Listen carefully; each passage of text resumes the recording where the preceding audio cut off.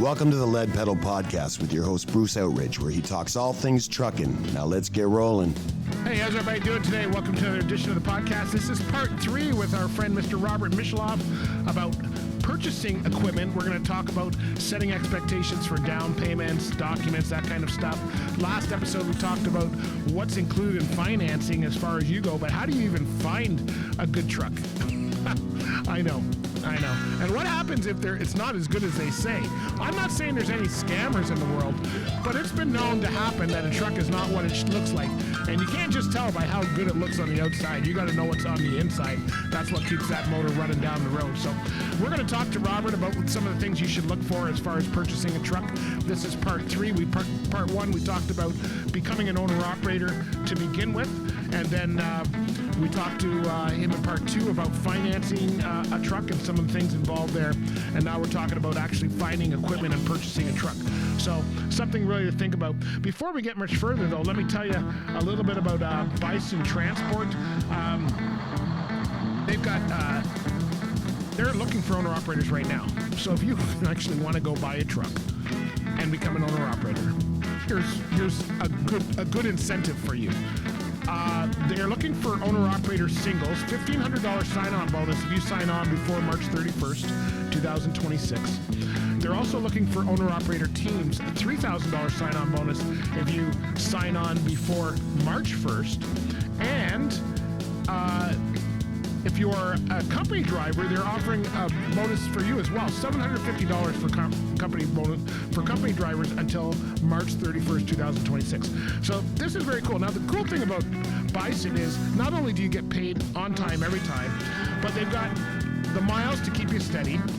They've got, if you listen to our interviews we did not too long ago with Mike Gomes, they've got opportunities for you to save on maintenance. They've got opportunities for you to save on fuel. They've got all kinds of stuff. Company positions are available. And they've got, they're one of the safest fleets in North America. Why wouldn't you want to work there? Why not have the support of a team behind you? Because we all know how busy it is for a driver to be an owner-operator. Driving and business, two different things for sure. So check them out right there. All right, let's get into our interview, part 3 with Robert Misheloff of Smarter Finance USA to find out exactly what happens when you're buying a truck and, well, how do you even find one? I know. I was thinking the same thing. Be sure to share the podcast on your favorite social media channels.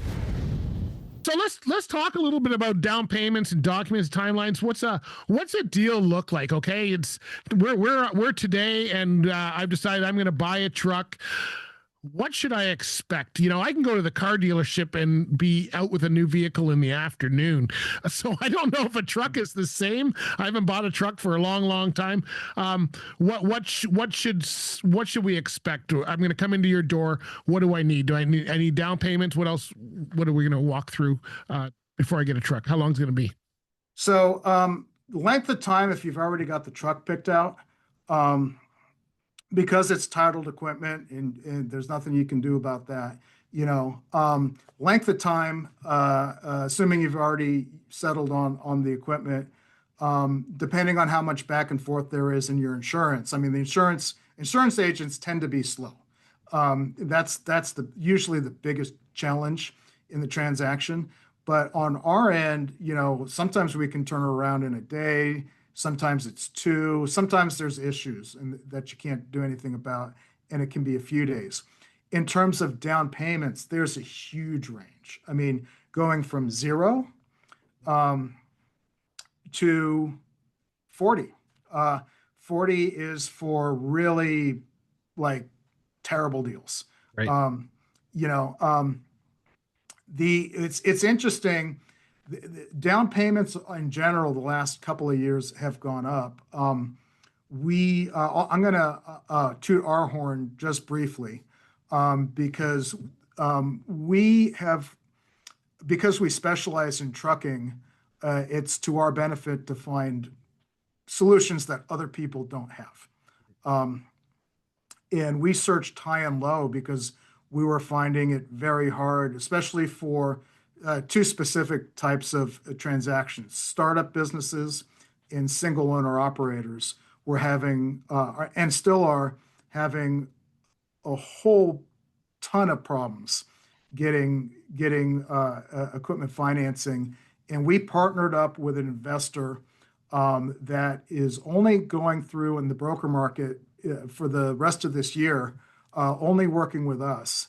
And they'll do startups, they'll do single owner operators, it's typically 10% down, 620 or above credit score, competitive rates, and they even make it easier, making your first two payments $299, so you can start making money from the equipment before your real payments start. And to us, that's been a big benefit. But in terms of down payment, most of the time we're looking at 10 to 20%. Okay. Yeah. Yeah, that's normal. What are you seeing as far? There's a lot of scams going on in the marketplace.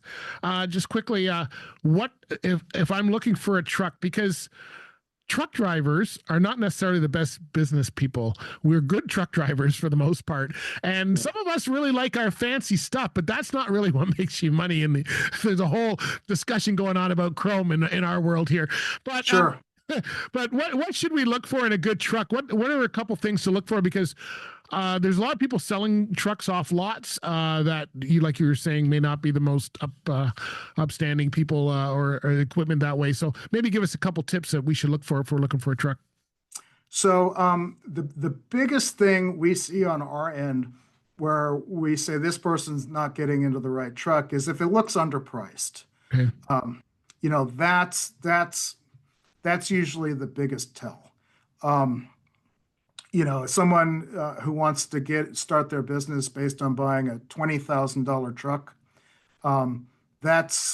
it could work, but that's a big red flag. The second thing to look at is check their online reviews, and more importantly, see how they respond to those reviews. And that will tell you a lot. If there's a ton of angry people and they're saying, things like my truck broke down the day I bought it, and they wouldn't help me, that's a big red flag. And you got to be careful, because sometimes people will say, well, my truck broke and they wouldn't help me, and maybe they've put 300,000 miles since they bought the truck. So you do have to be a bit careful. But that's the biggest thing, in today's day and age, you can't hide.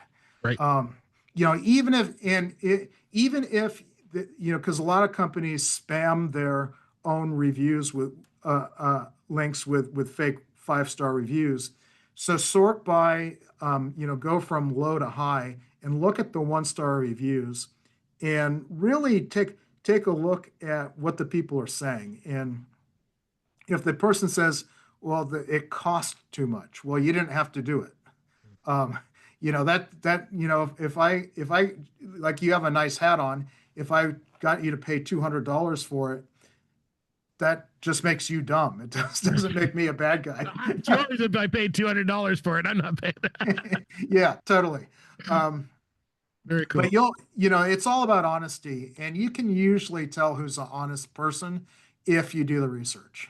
Yeah. And like you say, you guys have people that you work with, so it'd be best to go through someone like yourself that knows at least the players that are there. Where should people go and follow you before we go here?